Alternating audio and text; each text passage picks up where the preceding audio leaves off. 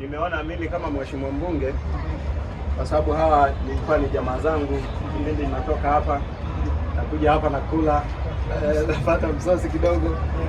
Kwa hiyo ndio maana hata ile siku ya ushindi nafikiri nilikupigia simu. Nilipigia simu nikasema hapa na nini ndo nikamwambia mzee, mimi bwana Mungu amenibariki bwana, nimepata ubunge. Kwa hiyo nikaona na mimi nilete angalau fungu la 10 ili iweze kusaidia. Kwa hiyo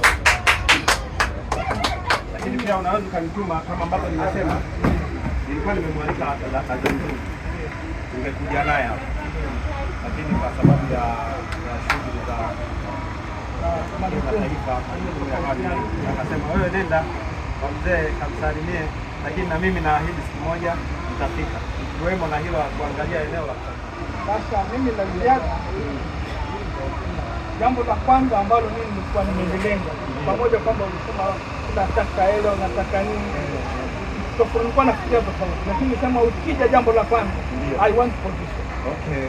Sawa. Nataka nipate sehemu ya kufanyia kazi kutokana na mimi nitakuja nisiwe naangaika. Kwa hiyo kwa behind, kwa sababu nilikuwa nimetoka pale nikaja hapa shule wakanisikiliza. Wakasema kama ni baada ya mwaka mmoja hakuna shida. Lakini kutokana na mgogoro ya kidunia ikawa bado serikali wanaelewana wao kwa sababu utaniwasilisha rasmi kwa adha nzuri. Na kuna vijana wake pale wako boxing pale wanafanya boxing. Sawa. Nadhani kwamba hilo likuachie moja kwa moja. Sawa. Sawa. Niseme nashukuru na kushukuru. Asante sana. Sasa pamoja kwamba nilisema no meat, lakini tutaangalia everyone play their good one. Nadhani kwenye hilo tutajitahidi kwa sababu kati ya vitu ambavyo nimesema kuja hapa kuleta hivi vifaa, lakini na pamoja kufikiria namna gani ya kuweza kuwezesha eneo ambalo linaweza likakufanya ukawa unafanya kazi zako kwa uhuru na amani, kwa sababu ndicho ambacho tunatamani sana. Na mimi kama mheshimiwa mbunge tutapambana kwa nafasi yangu niliyokuwa nayo, tutakaa na wahusika tuone huyu mzee inatakiwa apate sehemu ya kufanya biashara. Ni kweli kabisa. Kwanza nashukuru kwa sababu hapa kutoka bungeni wako wanakuja wanakaa pembeni hapa. Hata juzi walipokuwa hapa tumetumia, lakini walikuja hapa. Huyu kweli mimi nimempenda sana kwa sababu ni mtu anayejituma ukilinganisha na umri wake aliokuwa nao na kazi anazozifanya. Ndio maana leo nimekuja na washikaji zangu kutoka Kariakoo, tumekuja kumtembelea mzee. Tunashukuru tumepata chakula cha pamoja.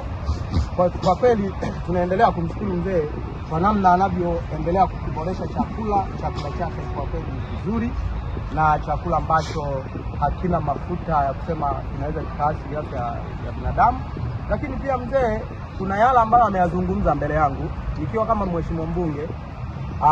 Amedai kupata eneo la kuuzia chakula, na mimi kama mheshimiwa mbunge nimemwahidi nitakaa na baadhi ya viongozi ili waangalie ni eneo gani mzee linamfaa kwa ajili ya kuhakikisha anafanya biashara zake bila bugza yoyote ile. Kwa hiyo mzee, mimi nikuahidi kama mbunge nitakaa na viongozi kuhakikisha unatengewa eneo ili uweze kufanya biashara zako kwa uhuru. Asante. Mungu akubariki kwa wepesi kama jukumu yako. Asante sana.